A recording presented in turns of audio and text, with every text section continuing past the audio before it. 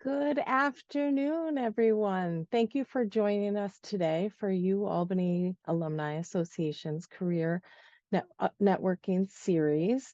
We're delighted to be joined today by Michelle Dray, who graduated from Albany with her MBA in 2003, to talk to us today about authenticity and confidence. Michelle, welcome, and thank you so much for joining us. We're excited to learn from you this afternoon. Awesome. Thank you. You can see me okay? Yes, Wonderful. And thanks for having me. I'm delighted to be here. Let's get this started. Can you see my screen? sure can. All set. Awesome. Okay, great. So yeah, thank you so much for having me here, Holly, and welcome everyone. I hope this is a topic that's, if it's not near and dear to your heart now, I'm hoping by the end of this session it will be. That's the reason I'm here. So we're going to talk about authenticity and confidence and at the connection of why the 80% authentic is an urgent call for action. So a couple of things here. Three goals at the end of this presentation. Three things I would love for you to all to walk away with. Number one is I'm going to share my 80-20 percent authenticity rule of thumb. The second is to show the connection between authenticity and confidence. And in showing that connection, I'm going to talk about a few other things, a few other connectors. There's been an evolution to getting to authenticity and confidence. And the third thing, this is really what I'm excited about, is to foster an urgent movement for women to fully embrace authenticity in redefining leadership. And my understanding is that there's some men on this call, men and women, a combination of both. And that's wonderful. I'm so thrilled to have both of you, to have both sides here. And it's important, you'll see from the message today, that we have men and women on board for us to really be a force of change for the ask. So in talking about and getting you a little maybe excited about being the force of change and getting excited about this topic, let's look at some of the stats. And what I'm going to be sharing with you today is all founded on research. This number one thing is bad leadership is the number one cause of voluntary turnover worldwide. It's pretty incredible, right? Second, 65% of Americans say they would rather change their boss than get a pay raise. That one was a little bit of a shocker for me. I don't know how people feel about it here, but that one raised my eyebrows at least. I'd be interested to hear or see how other people feel about that. So you can put in the chat if you have comments or whatnot. I can't see them, but Holly, feel free to interject at any point if needed. And employee engagement has reached its lowest level since 2015. So these are just a few of the stats that I wanted to put out there as to help drive some of that sense of urgency about the ask that I'm about to make. So a little bit about me. I live in Latham, New York, and I'm from Newfoundland, Canada. And that picture up here with me in the middle, the background there is Newfoundland. That is a picture taken from about 5 minutes from land that my husband and I are building to have a house there. So very excited about that. Newfoundland, Canada. This is Newfoundland here. You can see it's an island, and I'm actually down here on the lower right, Avalon Peninsula. And there's two things about Newfoundland that I would want you to know. Number one, well, actually a lot more than that, but I'll stick with the two things. The first is that we have our own time zone. We are 30 minutes later than the rest of the world, so that's pretty cool. The second thing is, if any of you have seen the Broadway show Come From Away, this is a Broadway show that was built on the event that happened at 9/11. Planes were heading over to Europe and they were diverted to land in Gander, Newfoundland. And there is a whole Broadway show that was built around telling the story of Newfoundlanders welcoming Americans into their homes, giving them food, etc. So it just tells you a little bit about Newfoundlanders if you haven't seen that Broadway show. It was, I think it may be still making its rounds, but I know it is absolutely back in Gander. It was a great Broadway show. So that's two things to know about Newfoundland. There's lots of other great things too, but I'll stick to those. I have four wonderful sisters. This picture, funny enough, and they would die if they knew that I was showing this picture, was taken in Saratoga. So that picture's from the Saratoga Park. This is my wonderful mom. She just turned 82. This picture is taken about 35 minutes from where I grew up and where I have land in Newfoundland. And this is my husband of, it'll be 30 years this year. It's crazy. And this is my cat. This is our cat, Leo. He is from Moscow and he's a little tiny thing here. He's like 3 years old now. He was one here, way bigger than that. And this is typically how he looks at any given point. I have been in the corporate world for a long time, 25 plus years, and I've been practicing mindfulness for 14 of those years. And I'll share a little bit about my journey because I can't sell this message or I can't speak to this unless I talk about my journey, which has kind of gotten me to where I am and why I'm here talking about this today. So I'll talk more about that. I formally launched a business around mindfulness and authenticity and work stuckness in 2021. And my USP is to support women in mindfully navigating their work without getting stuck. And I purposefully use the word work here because not everybody, and that's, male and female, right? Not everybody has a job, like a formal job where you go to work or you get up and you work from home. Some people choose to stay home and take care of their children, take care of their parents, etc. So I want to be very clear that work is more than just how we define getting up and going to work type of thing. And then I have become an expert over the years in connecting the dots between mindfulness, work stuckness, and authenticity. And again, there's an evolution to that. And now there's the angle of confidence. And I'm really excited to be sharing this with you today. This is I've created several programs. The biggest program is an 11-week program, which is shown here.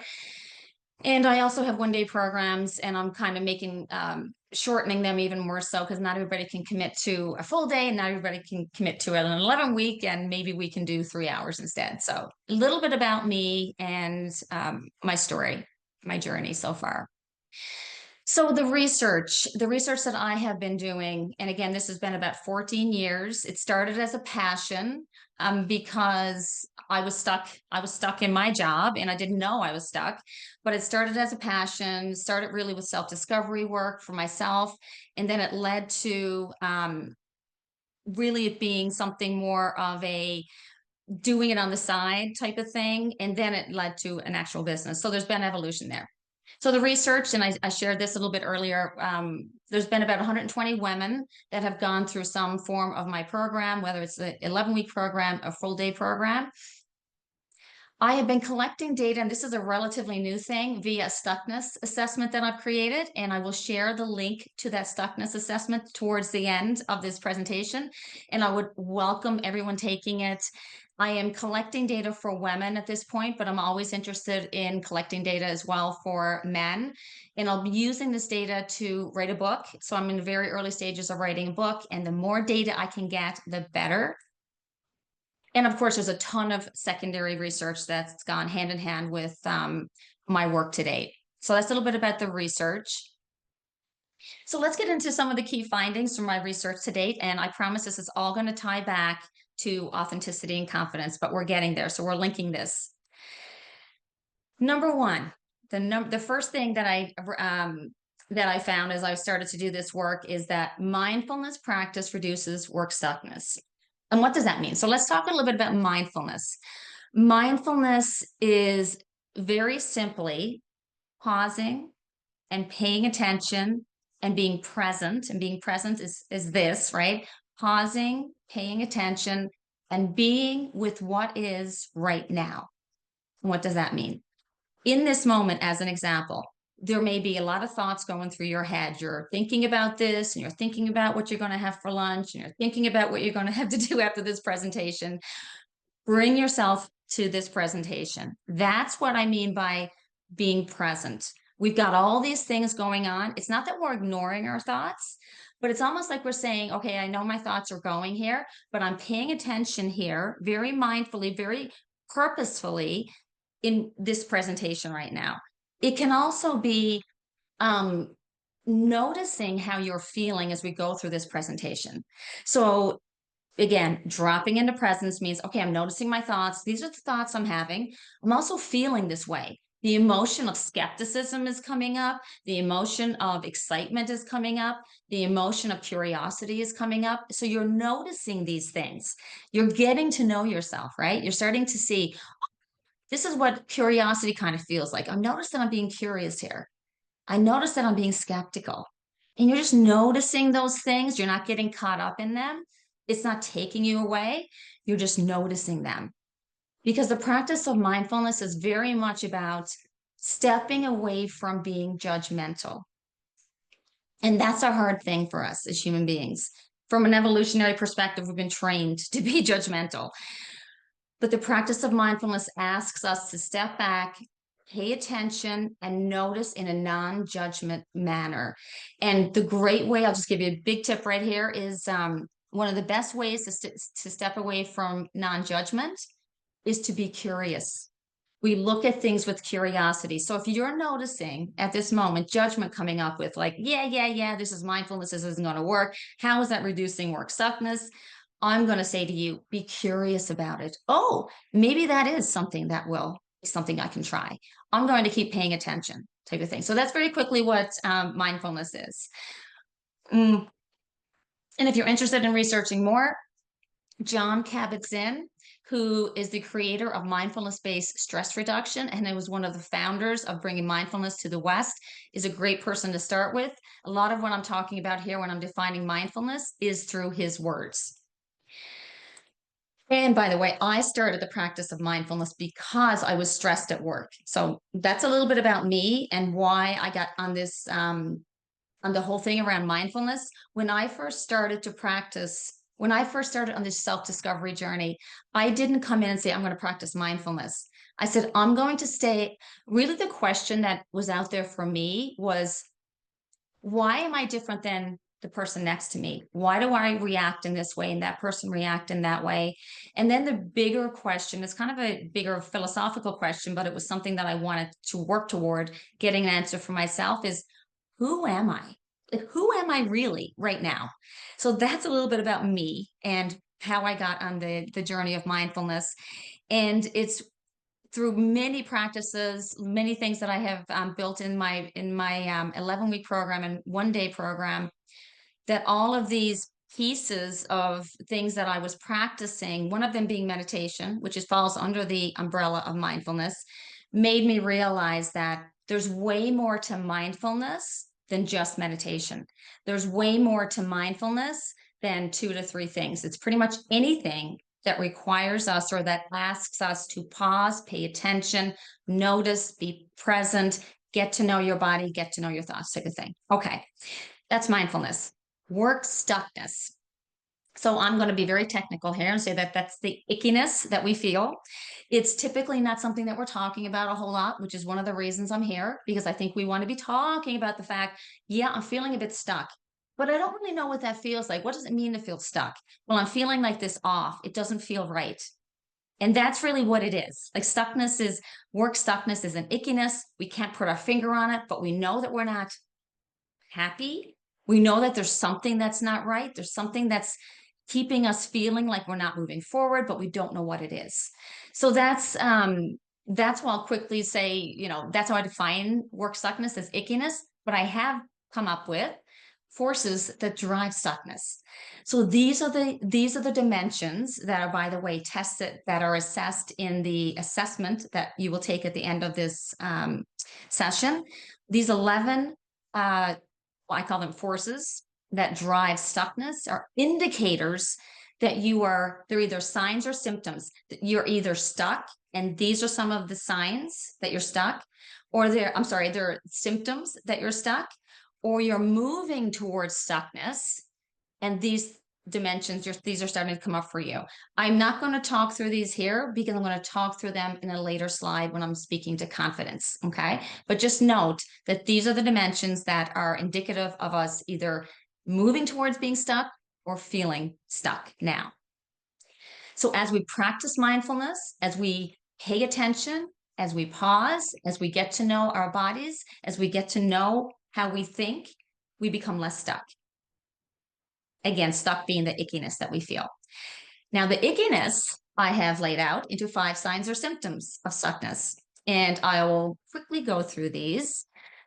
So as I'm going through these, think to yourself, how are these resonating with me? Number one, there's a lack or passion of joy, which may be described as a general unhappiness. So there's a general unhappiness, and that's kind of like, yeah, what does that mean? They're subjective. This dives a little bit deeper. There's three categories that fall under that, but for purposes of this call, it's just a general unhappiness. We know when we feel generally unhappy. So that's sign or symptom number one. The second one is frustration is an emotion often experienced. And it's a clue that we're putting effort into doing something. So we've got this goal, we're working towards it. We meet the goal and we're like, God, that didn't really, okay, now what type of thing. So the satisfaction isn't there. So number three is there's a fakeness in how we're showing up. So we're showing up one way, but really, like we're not, that's not how we're feeling. So, great example is, let's see, I'll use the example of perfectionism. Many of us lean into perfectionism. And we don't even know, by the way, like, I'm bringing this to your attention now. You may have said, like, I'm a perfectionist. Know that that is a way that we're almost like protecting ourselves because if we don't do something perfectly, we don't have to put it out into the world. So it kind of slows us down. So perfectionism is an example of being fake. There are other examples. We could talk about that at another point in time, but that's just one example. The fourth one is you're encountering this, think of this of deja vu. You're the same type of people and the same types of experiences, situations are coming your way. Do you ever notice like there might be people that you know and they're always attracting like I'm going to say like negativity, like the same type of people are coming into their lives. It could be you. Like you might be thinking, well, that's kind of me. Or the same types of opportunities are coming to you and they're not the opportunities that you want. And you say kind of like, oh, why is that other person getting all those opportunities? So this is just to know that it's like feeling like, okay, same old type of thing. And the fifth one is your energy level is low, and it's also typically associated with a medium to high level of stress. And this is not like the good stress, because there's good stress, right? That keeps us going, keeps us on our toes, etc. This is like it's dragging me down. I'm physically feeling the impact of this stress. And if I speak just a little bit about me when I was feeling that stuckness, which I didn't know was stuckness 14 years ago with my work, it was manifested in my jaw to a point where my jaw actually locked. I was so stressed, my jaw was locked. And there's a whole lot that goes behind learnings that I learned about why did it show up in my face, in my jaw, and I'll share that later if I remember to do that. So these are 5 signs or symptoms of work stuckness. So mindfulness practice increases authenticity. Oh, sorry, this is the set. So that's number 1. This is the second one. So along the way, I'm learning all these things as I'm doing this work, working with women, working with myself. The second is mindfulness practice increases our authenticity. So the more we practice mindfulness, the more we get to know who we are and what really matters. Okay. So this is how I define authenticity, knowing who you are. And that was a question, remember, that I was asking myself 14 years ago. Who am I? Who am I really? And what really matters, what is really important to me? Because what I thought was really important to me and what really mattered to me back then, when I paused and looked at it, it really wasn't what was really important to me. And always staying true to yourself. So when I started to first put this out there, knowing who you are, what really matters, and always staying true to yourself, always staying true to yourself was like, even like for myself included, that's hard. Always staying true to myself. So I morphed it, it changed over time, and it's now knowing who you are and what really matters, and 80% of the time staying true to yourself. So, what does that mean? I'll give you an example of a woman that I was recently coaching. So, about a year ago, I started coaching this woman. Let's say her name is Nicole. And she was she was working towards a huge marquee event that she was leading that was about a year out. And throughout this process, she was working with me, she was staying true to herself, she was doing the work to see who she was and what really mattered. She was putting boundaries in place, she was sticking to what she believed. So all the things that made her feel like she was being authentic to herself, she was leaning into. So this is now after the event. And we're having a conversation after the event. And she was telling me, Michelle, you know what? It was so great. The ROI is great. People were coming up to me and saying, Nicole, this is a fantastic event. She was going on and on. Then all of a sudden she paused and she said, but you know what, though, Michelle, I don't think I'm going to do this again. And I said, do what? And she said, the event. And I said, why? And she said, because there were moments, and this was a 3-day event. There were moments in those 3 days when I felt like I wasn't able to maintain the boundaries. So I had to kind of go outside the boundaries. And she said there were moments when I had to agree to things that I really wasn't 100% on board with. And these are not things that go against her integrity. Like we never want to go against our own integrity, right? When we're looking at that 20%. And essentially what I said to her at that point in time is that's the 20%, Nicole. You get to pick the 20% that sometimes we have to step away from who we are and what really matters because we have to. And that can be business or that can be in our personal lives. We can't always be authentic, right? So that's what I'm saying when I'm talking about the 20%, that's the 20%. But you can only get to the 20% by doing the work to see who you are and what really matters, to getting to see who you are really authentically. And then you can start looking at the 20% and saying, oh, this 80%, this value of mine, I'm going to stick to this value 80%, but there's going to be 20% that I can gently move away from it. And so the way the conversation ended with Nicole in that instance was, okay, next year when I go back, I'm going to go in with eyes wide open. And I'm going to know that as much as I want to stay 100% authentic and maintain my boundaries and totally be true to what I believe in those 3 days, I know that I'm going to have to back off a little bit. And that's okay. And there's a lot of power in that, right? But the only way that you can do that is to be present and mindful and recognize, okay, I'm stepping away from this right now. And sometimes it's an afterthought. Sometimes for Nicole, right, she wasn't recognizing it in the moment. It was only after the event, having a conversation about it, that she was like able to see that. So that is the 80% authenticity rule of thumb, number one. Okay, checking time. Key finding number 3, and this is where it starts to get exciting. This is like the most recent finding for me. Authenticity increases confidence.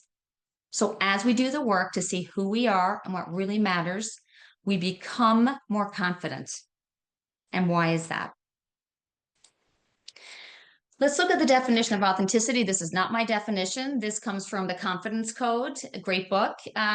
Confidence is the stuff that turns thoughts into action. So that is the definition that got me thinking about this. As we become more authentic by doing the work to see who we are and what really matters, we start to trust ourselves. We start to trust our guts. One of the things about me is what I realized, what I saw as I was doing my own work, was that I was listening to everyone else tell me what I should and shouldn't do. Michelle, you should do this, you should do that, you need to talk to this person, you need to do this. And I wasn't being present in what I wanted. I was listening to everyone else tell me what I needed. And that's not for them. I need to be accountable for that, right? I need to own that. but I was on autopilot, not being mindful, just going and thinking that this was. And so what happened was over time, it got me to a point where I was like, oh my God, I don't even know who I am anymore. So I was losing myself. That's when I started to do the work to see who I am and what really mattered. And as I was doing that work, I was becoming more confident because I was getting to know who I really am. I was getting to see that I could trust myself because I was remembering, really, was a remembering of who I really am, because I had given lots of parts of myself up to the point that I wasn't even really being active in my life. But as I was getting to, as I was doing that work, I was trusting my gut. And I was like, oh my God, yes, of course. Of course I'm going to do that. Yes, I might lean out to that. I might ask that person about that thing, but I know that this is coming from, like, I know that this is what needs to be done because I feel it. I'm going to talk briefly about, there's a great book called 15 Lies That Women Are Told by Bonnie Hammer.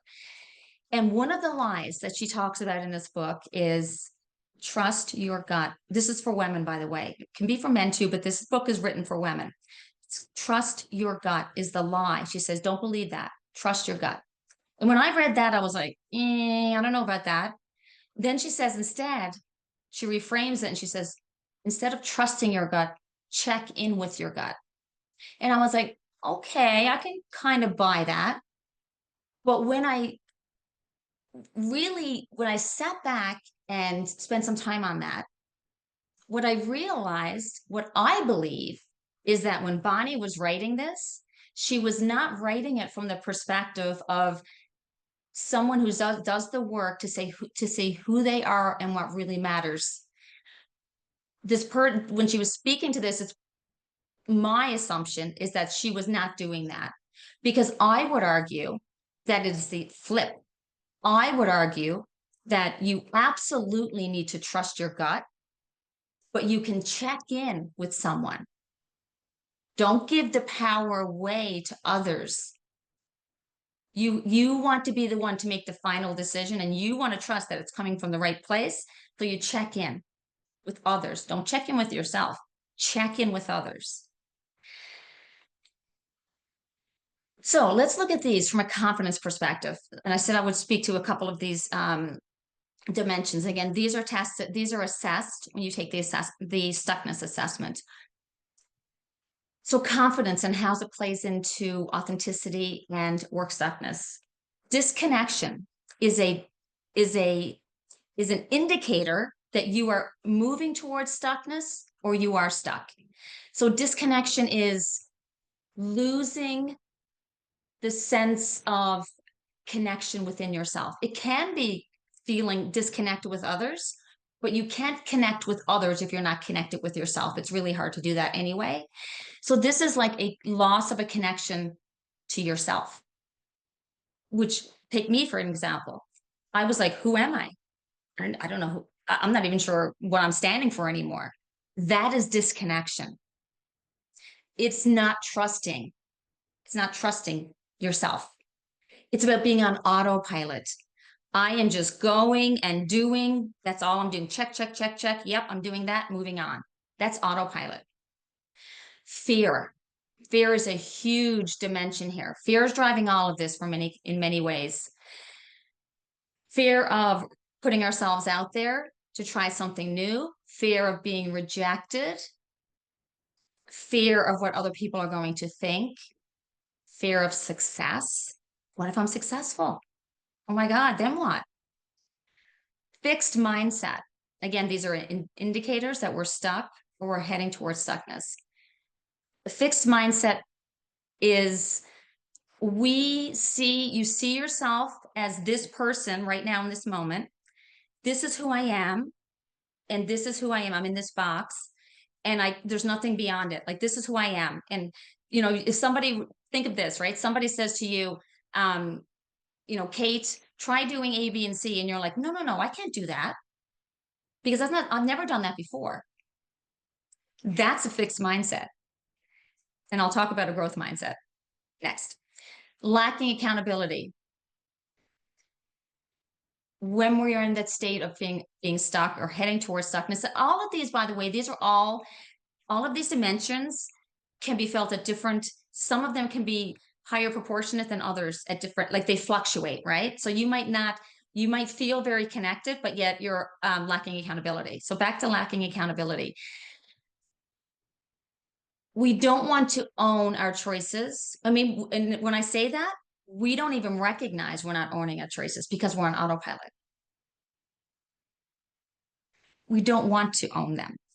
And that's when that gets really hard. The work that you need to do to get to see yourself and what really matters is really hard because you have to start taking accountability for your actions and where you are and who you are right now. So if I think these 5 dimensions specifically are relate to confidence. So let's look at that from as we do the work to see who we are and what really matters, we become more connected.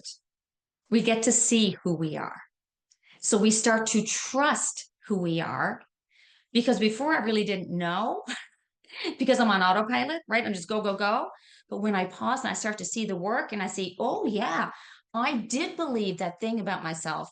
One of the key beliefs that I had about myself very early on, I recognized this, which was really empowering, was I'm not as smart as other people in the room. That was a belief that I had. I'm not as smart as other people in the room. So I'm going to let everybody else in the room speak up and I'm not going to say anything, even though I'm bursting. I am bursting. I want to speak up and I want to say this thing, but I don't think that what I have to say is equally as important as others. And that led to a whole thing about seeing a bit of an unworthiness that I had to work through. That is an example of doing the work to see who you are. And once I was able to work through that belief and get to a point where I was like, oh my God, of course I'm as smart as everybody else in the room. There's a lot of power in that. And I started to trust that, yes, I'm going to speak up. Others may not agree with it, but I'm going to speak up because it's really important. This point needs to be made. And I started to trust myself. And women that I have worked with, the same. You start to trust yourself and you're like, okay, that's a connection with yourself. Awareness, presence. You can't do this. You can't do any of this work unless you're being present. Because if you're not present, how can you see something about yourself that needs to be seen? For in the case of me, seeing that I was believing that thing, if I wasn't being present, pausing, paying attention, noticing in that moment with curiosity and non-judgment, that that's a belief that I had, I would still be living that way in this box, thinking that that's okay. I shouldn't be speaking up. So I'm just not going to speak up and I'm going to keep going the way I am, feeling stuck, which I didn't know that that's how stuck felt. Now I do. Joy and love. I tell, in this program, in the work that you're doing to see who you are and what really matters, whether it's this program or you do it on your own, you you start to fall in love with yourself, if I can say it that way. You start to see the goodness and all the great things, and you're like, oh my God, I didn't know this thing about myself. Oh my God, this is so wonderful. And it starts to release some of that negative energy that we have and that we live in and that pulls us down. Remember I talked about that one of those dimensions as being energy when you're looking at forces of stuckness. That energy that drags you down, keeps you heavy, you start to release that and you start to refill it up. You make space to fill it up with joy and love. Growth mindset. Okay, yes, this is who I am right now, but I know that by doing the work to see who I am and what really matters, I can change. I can make purposeful changes as to what it is, who I want to be, who is the best me. I can change. I can go to school and get, learn that skill that I need, right?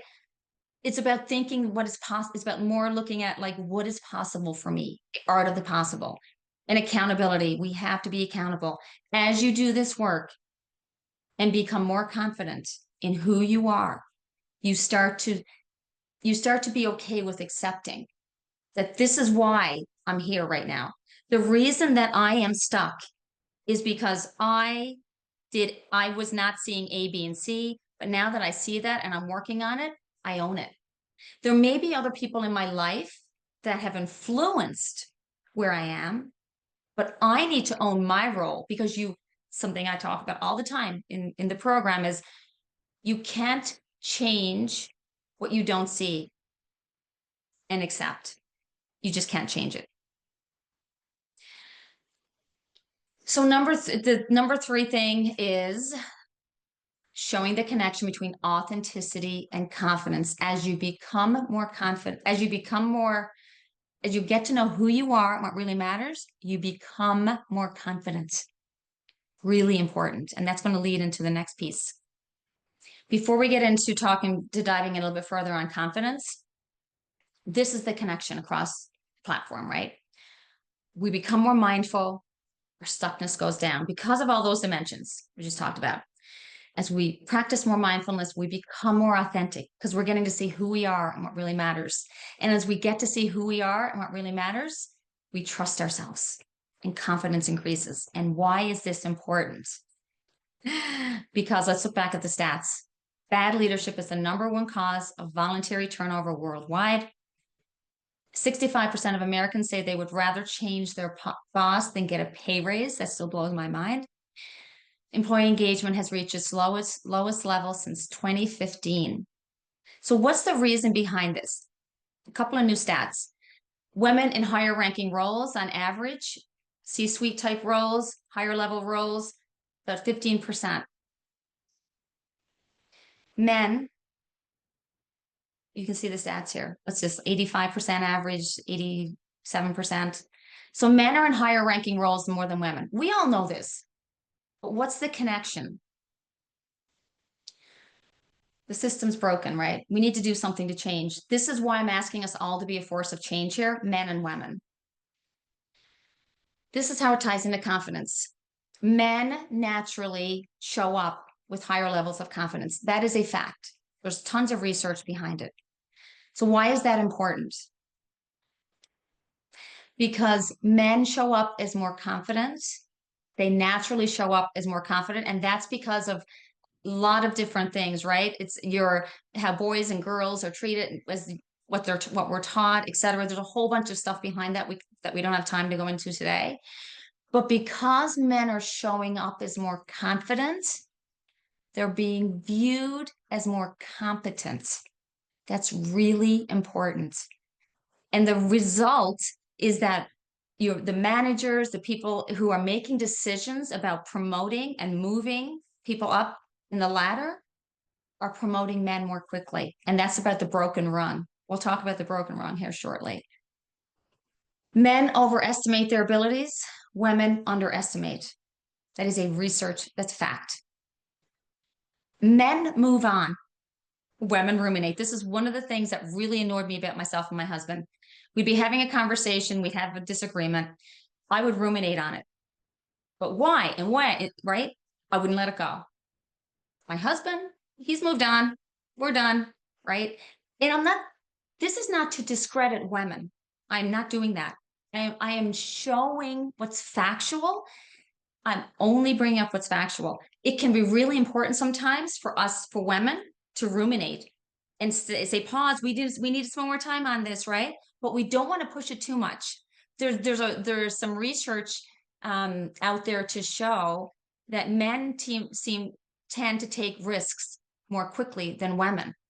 And that doesn't always end well. I'm going to show some stats for that as well. Men see failure as a lack of effort. Women view it as a lack of skill. This is research. It doesn't mean that everybody on this call feels this way. This is a generalization. It's a stereotype, but it's based in research or founded on research. Women apply for roles and promotions when they feel they meet 100% of the qualifications. How many people on the The phone would agree with that, I wonder. Men, when they meet, just 60%. So we're holding ourselves back from applying to jobs. So how that's we're not getting promoted because we're holding ourselves back. Research shows women-led businesses are more profitable, 30 to 39% of the time. Women are more highly educated with master's and doctorate degrees than men. I think it's 55% more. And this is an important thing, right? Because one of the reasons, or a reason, that women have a tendency to go and get their masters and doctorates is because we have this innate um, requirement, right, to look to be more educated, not to look, to be more educated. This is a beautiful thing, by the way. I'm not saying it's a bad thing, but it's one of those things that we need. Women feel the need that we need to do all of this stuff to get promoted or to move up in the world or to get a job even. There's a study that found that women rated by other people are significantly more effective leaders than men. There's collaboration. Women are viewed as better collaborators. Women are viewed as more inclusive. And this leads to the next point of companies with women in leadership benefit from greater innovation, healthier cultures, and stronger performance.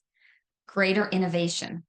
And it's a big one because innovation happens when we have collaboration, when we have creativity, when we have a lot of diversity perspectives, right? We're willing to have those conversations with everyone so that we make the best decision. It doesn't always have to be consensus, but we're willing to listen. Women are more willing, as research shows, to listen to others, and it results in greater innovation. So these are important things to know about women that are we want to this is what's going this is the change that we need to advocate for. We need to get more women in leadership roles. So why the sense of urgency?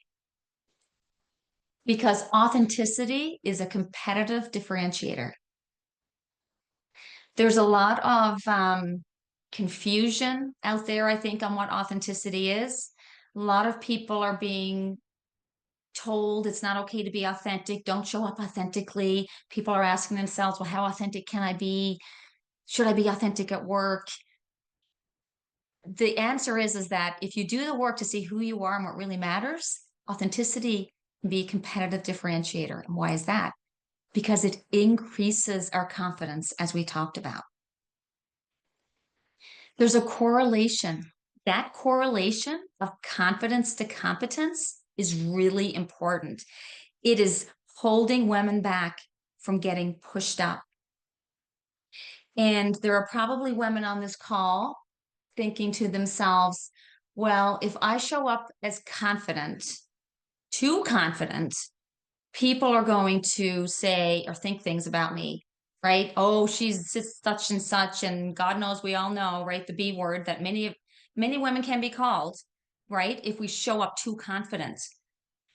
And my pushback on that would be if we don't do the work to see who we are and what really matters and naturally become more confident, because you do become more confident naturally by becoming more authentic, we are risking putting out there the gifts that you really have to bring.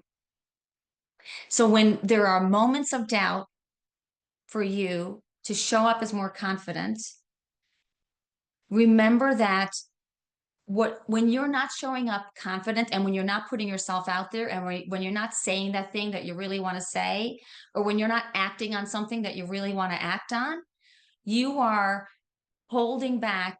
You are not giving what you really have to give the world. I guess I'll say it that way. The gifts that you have to give the world. So always be aware of that. Be present in those moments when you want to be confident, but then you're afraid because you're afraid of how you're going to be viewed. Go back to that. It lessens the barrier of the broken rung. And for those of you who are not familiar with this term, it's a fairly new term. It's a newer term. But essentially, this is saying that when men and women enter the workforce, or when they're in a position in, let's say, one company, and they're moving up the ladder to manager, it's taking longer for women to get promoted than men at the manager level. And that is causing issues at the leadership level because men are moving up more quickly from to manager. And right, so they keep going up, and women are behind. We've fallen behind. So the way to change that is by showing up more confident and being viewed more competently so that we can get promoted more quickly and lessen the barrier of the broken rung. There's an increased opportunity for women in leadership roles, right? As we narrow or lessen the amount of time, right, to get promoted between lower levels into higher levels.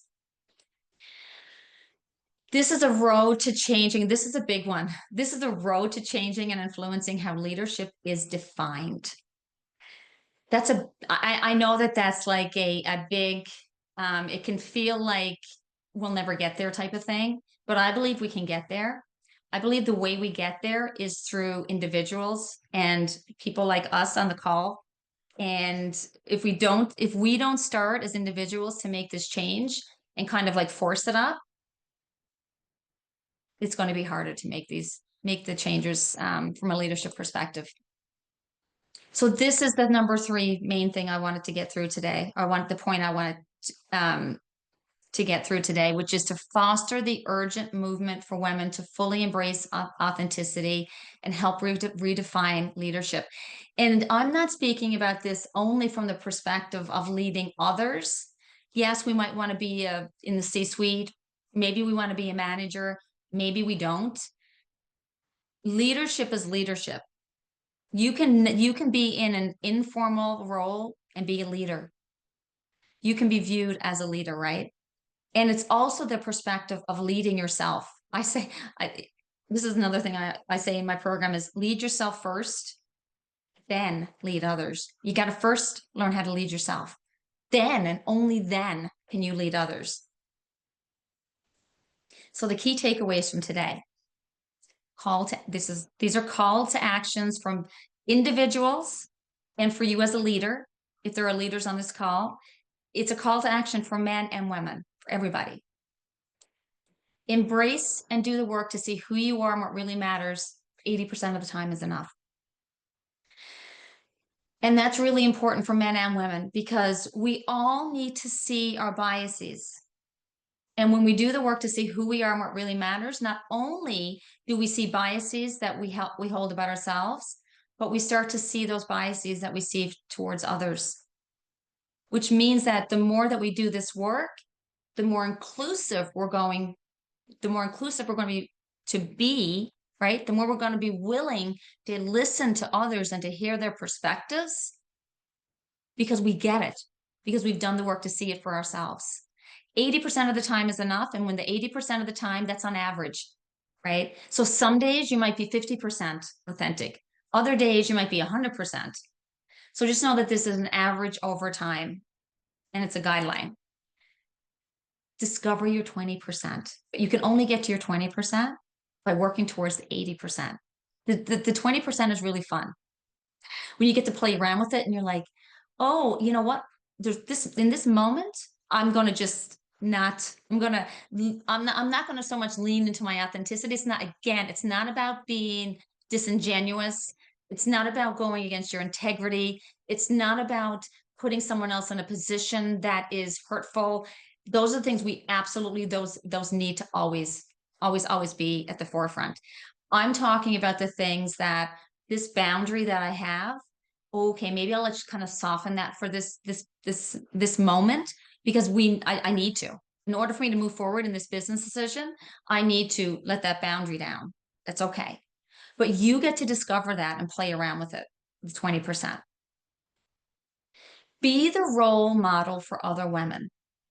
For the women on this call, for the men on this call, be the role model for authenticity. Do the work to see who you are and what really matters, and let other women and men know that you're doing the work and what it means to you. We need to also change the definition of authenticity. We need to reframe out there in society what it means to be authentic. And we need to stop saying that it's not okay to be authentic, because it is.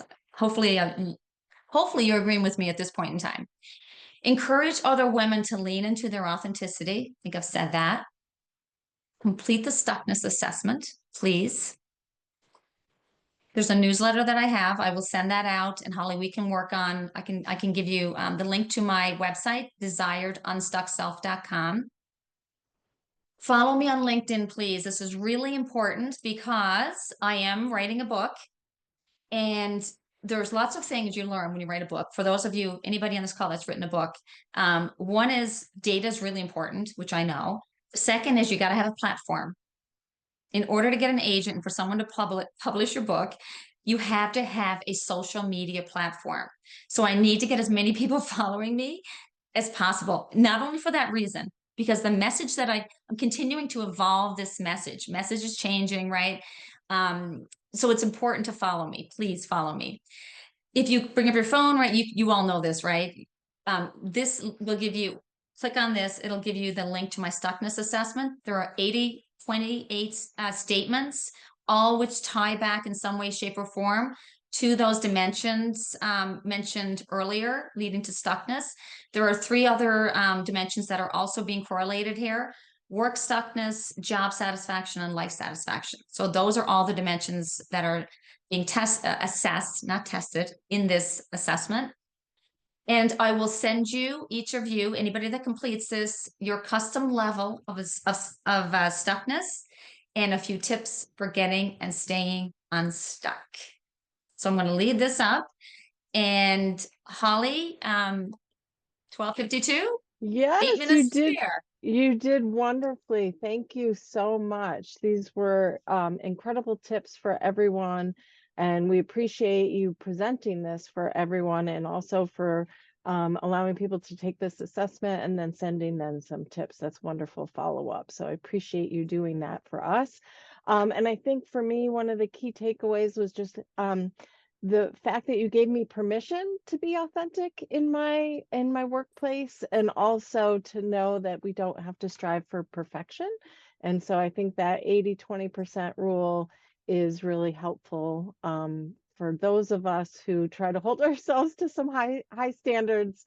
Sometimes we need permission to be able to fall short a little bit. So thank you for allowing us this information, and for sharing your research with us, and just supporting the University of Albany in general. Awesome. Well, I love being here, and I'm glad that that was a takeaway. It's an important takeaway. So thank you for sharing that. Yes.